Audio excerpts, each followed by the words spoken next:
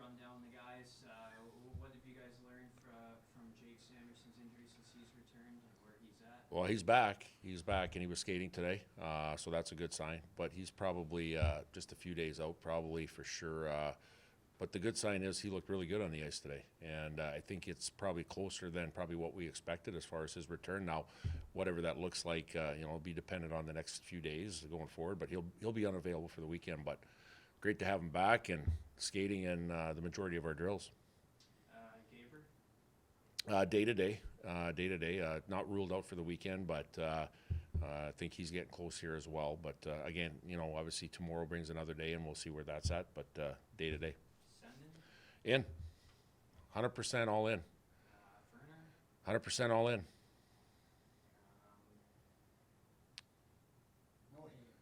No Hayne.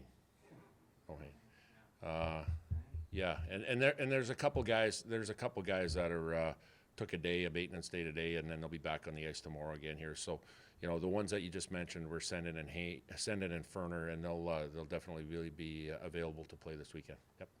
Hard to keep them all track. Oh, I know. That's why I brought my list with me here. So. Where do you put Sendin in the lineup then? I'll tell you on Friday. I'm giving you too much information as is. So no, he'll play a ton, and he plays every situation, and he adds value to whatever line he's on here. So yeah, it's great to see, and he's been going in full contact drills and participating in everything that we have here. So he's good. He's excited. It's senior weekend this weekend, and you've got the COVID year potentially for some guys. Like, how do you guys decide who takes their senior night? Yeah, so the ones that we know for sure, that's a great question. And the seniors that we know for sure that won't be returning are Ford and Driscoll. Those are two, right? Eligibility runs out. But then there's guys like, let's see here, Sendin and Hayne, right, that have another year. We are going to go through the ceremony with those two guys. And for me, I think it's a situation where, we'll talk about that at the end of the year or closer towards, the end of the year as far as what that looks like. And I mentioned to both those guys, those are absolutely guys that we would love to have back in our lineup next year. But again, things transpire where there could be pro opportunities or there could be situations where they'll be moving on. So I think for sure we just want to acknowledge that, they finished their degree, they completed a high-end education here getting their degree, and we want to honor them for that. Just Sendin and Hayne, not a lot of guys made it through all the way to the end in that class. But, yeah. For sure, and I think if you would ask me, early on when they came in here, what would their careers look like? You know what? They paved their own way. They earned every opportunity they could get. Obviously, Gavin Hayne being drafted player with Philly, but with Mark Sendin, not a lot of promises to him. Just had to earn it every day, and that's kind of what our culture is he's emerged as a top end player for us, playing all situations over his 4-year career, and not even to mention he's an outstanding leader, and you saw that the other night, him being on the bench, not getting a shift, and just being a great teammate and a great leader. And you guys were in Vegas last time. Mismatch gets thrown out of the game, and all of a sudden you have to move Hayne and Sendin together for that game. Yeah. Any idea you knew what that was going to lead to for the next 4 years? Well, probably not right at that time, but then when they start building their body of work together, and again, by the way, those two guys are salt of the earth, unbelievable, hardworking guys that have a ton of humility in their game and the way they approach life. That was instant chemistry, and then you throw in other guys on that line too. Like Jammer this year's been on that line and has done a tremendous job, and a situation where those guys have been kind of like the glue. And it's funny, you bring in all types of players. You bring in high-end draft picks. You bring in guys that are kind of obscure as far as free agent players that aren't well known but emerge in our group here. And it's funny how they mesh together and have success. Getting Ford and Driscoll here, just what have your thoughts been on them, as fifth-year guys joining within? Well, especially this year, Brad, it's been huge. Those type of guys, those two guys, and you could even say Calder and even Jandrick and Ferner. Those 5 guys that brought experience in our group, and everybody asks, well, is that the way to go, the transfer portal? And I firmly believe that. No, I mean I think you need to grow and develop your recruits to come through because they learn your culture right away.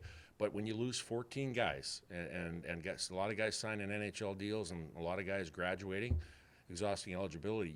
We needed to have those guys come in here, and they've been outstanding in our group, and they bought in, and they've, it's always tough to be in here 1 or 2 years to kind of know, especially when you've been at another program, what it's all about. But man, oh man, they hit the ground running, and they're all in, and they've given us a chance to help win games every time we play. Obviously, you think leadership-wise that these guys are pretty good, giving Connor the C or the A already. What has allowed him to gain such respect in a short amount of time? Just by his actions speak louder than his words, probably, right? Like, as far as him coming in, not a lot of the 13 guys that remained in our group here from last year kind of get to see who Connor Ford is on and off the ice. And you know what? Connor Ford just went about his business. He just worked hard off the ice, was a tremendous person, or worked hard on the ice, was a tremendous person off the ice, and just kind of showed everybody on a day-to-day basis what he was. And that's how you emerge as a leader, is through your actions. Like, everybody can talk the talk, but you got to walk the walk, and he's been doing it. Thoughts on seeing Western Michigan? You guys saw him not too long ago here, in big series ahead. Your thoughts on this? Yeah, fast, heavy, hard team, very experienced.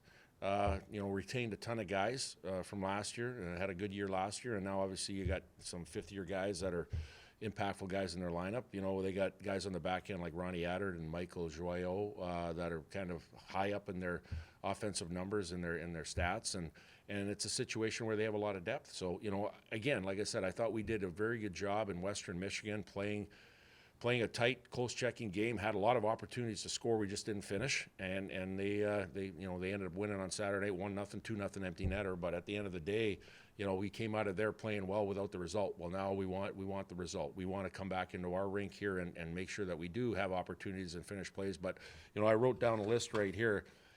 They played Denver this weekend, and they lost to Denver 4-1 on Friday night. Denver scored 3 power play goals out of the 4 goals. Saturday night, they come into the game, they win 6-4, and they win 6-4. Role reversal. Western Michigan, 3 power play goals, 1 shorty, and 1 extra attacker. 5 of the 6 goals were specialty team goals. So it's a situation where I was on this podium last week and said one of the keys is going to be the specialty teams. It's no different. They got a deadly power play, and we got to make sure that, obviously, discipline, we don't take a lot of penalties, but we got to make sure we are clean and we're hard and we're successful on the penalty kill this weekend when we have to be.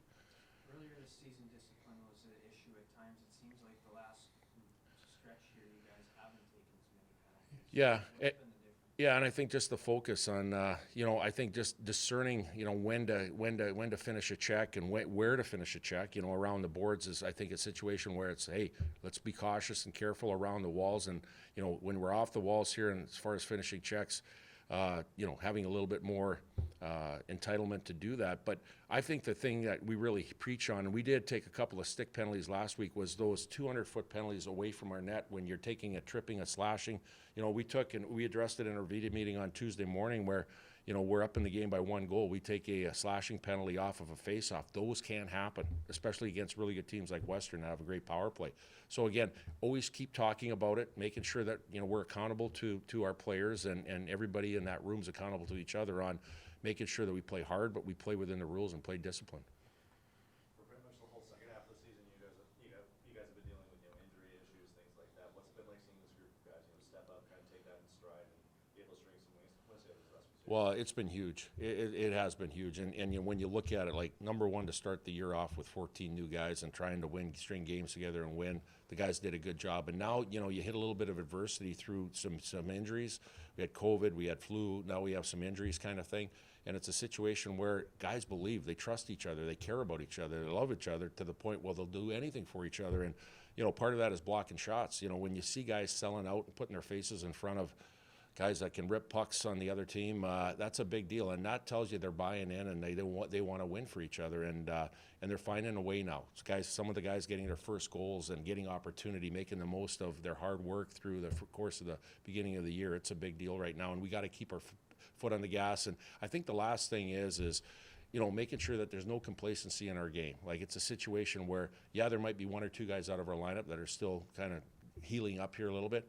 We got to make sure that we take advantage of a special opportunity over the next 2 weeks. We're 1 point up on the Penrose race. We got 4 games. We want to keep our foot on the gas, and we want to check that next box.